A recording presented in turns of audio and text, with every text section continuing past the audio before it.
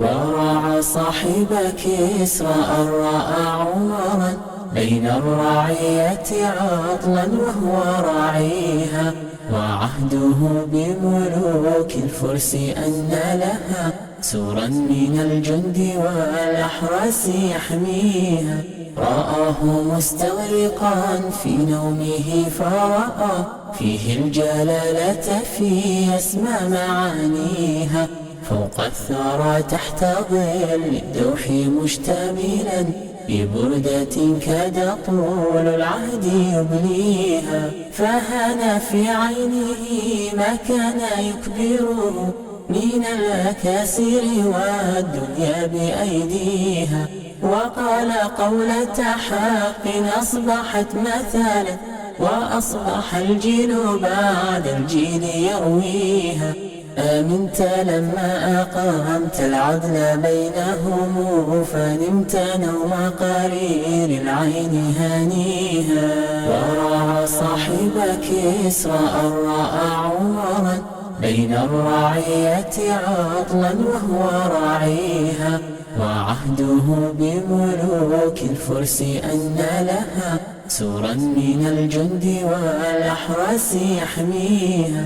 رآه مستغرقا في نومه فرأى فيه الجلالة في أسمى معانيها، فوق الثرى تحت ظل الدوح مشتملا ببردة كاد طول العهد يبليها. فهان في عينه ما كان يكبره من الأكاسر والدنيا بأيديها، وقال قولة حق أصبحت مثالا وأصبح الجيل بعد الجيل يرويها.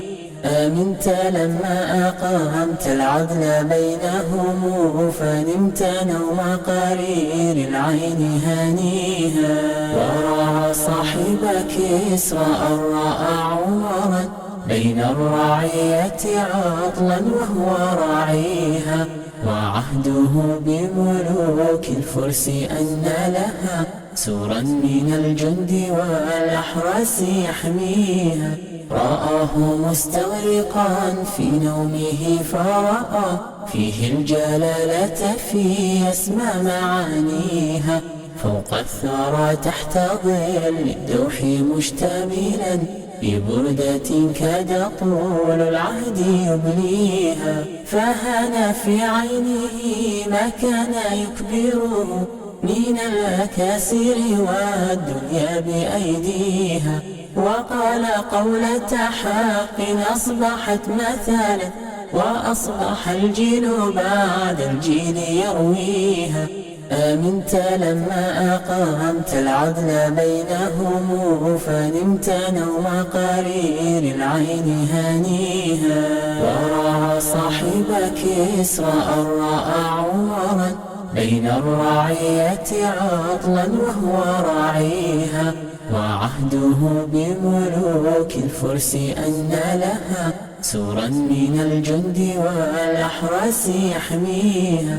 رآه مستغرقا في نومه فرأى فيه الجلالة في أسمى معانيها، فوق الثرى تحت ظل الدوح مشتملا ببردة كاد طول العهد يبليها. فهان في عينه ما كان يكبره من الأكاسر والدنيا بأيديها، وقال قولة حق أصبحت مثالا وأصبح الجيل بعد الجيل يرويها.